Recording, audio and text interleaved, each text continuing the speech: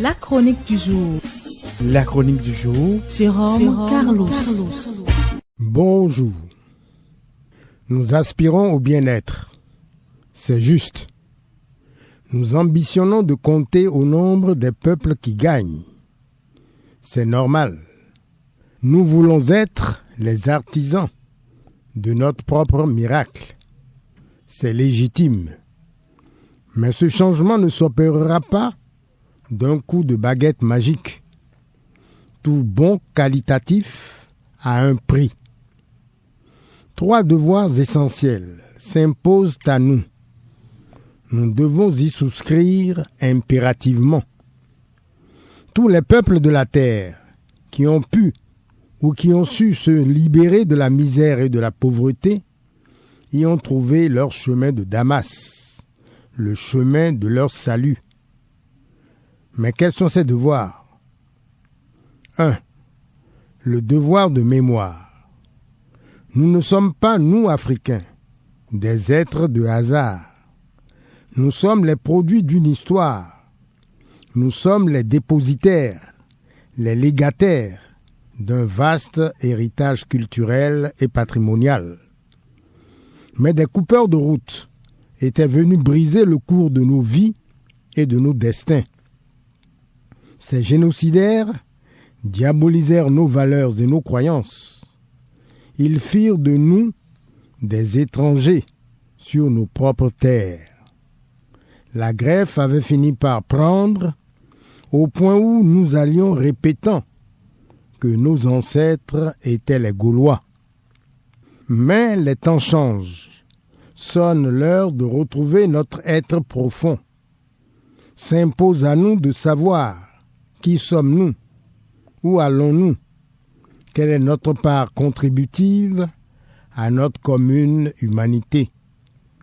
Au regard de quoi le devoir de mémoire, c'est remettre à l'endroit notre histoire, c'est restaurer notre identité profanée, c'est nous doter d'assez d'atouts pour reprendre notre place dans la galaxie des peuples de la Terre. 2.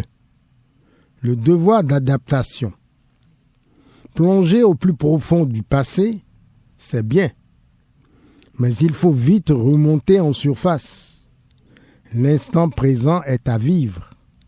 Les temps actuels sont à construire. Nous sommes les produits de notre passé. Nous sommes également les architectes attitrés sur les chantiers de notre présent. Tout tient en cette dialectique, fidélité à notre passé, présence à notre temps. D'où le devoir d'adaptation. Un devoir qui a la résonance d'une interpellation shakespearienne. Être ou ne pas être, pour dire en d'autres mots, s'adapter ou périr. Tout commence par un vigoureux et rigoureux shampoing mental. Le fonctionnaire paresseux et routinier doit disparaître. Place à l'entrepreneur, crédité d'une valeur ajoutée certaine. Le consommateur qui ne voit pas plus loin que son ventre doit débarrasser le plancher au profit du producteur, à la fois semeur et moissonneur de biens matériels et immatériels. Les passéistes et autres retardataires qui sont fâchés avec l'outil informatique doivent passer la main aux nouveaux sachants, déchiffreurs de l'alphabet des temps nouveaux. Honte à ceux qui continuent de tourner le dos à leur culture. Hommage à ceux qui refusent de se vendre au diable, de penser avec la tête des autres, de pousser sur des racines étrangères. Saviez-vous pourquoi les grands animaux de l'époque préhistorique, comme le diplodocus, ont-ils disparu ? Par défaut d'adaptation. 3. Le devoir d'affirmation. On ne retrouve pas sa mémoire, on ne restaure pas son identité, on ne s'adapte pas à l'ère du temps pour aller, in fine, se cacher dans les catacombes de l'oubli. Au bout de ce long chemin, on gagne le droit à la parole, le droit à la visibilité, le droit à prendre sa part à la responsabilité humaine, collective et universelle. L'affirmation de soi est l'étape ultime de notre renaissance. Qui n'a pas pris un tel chemin et qui n'a pas honoré les étapes dont il est jalonné ne peut compter, ne compte pas. Prenons l'exemple de la Covid-19. Cette pandémie a mis à nu nos insuffisances et a dévoilé la faillite de nos politiques de santé. Aussi sommes-nous condamnés à quêter la charité des autres.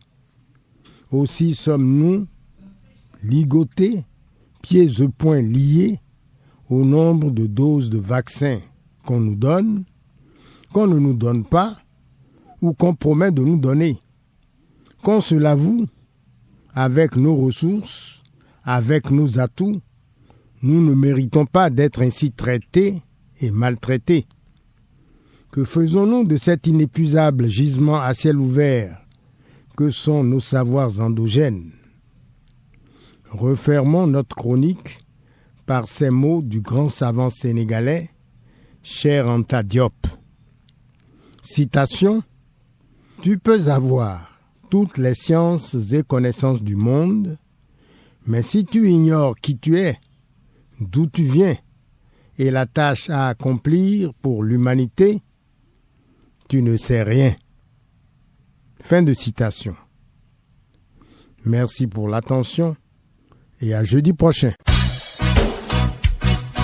C'était la chronique du jour.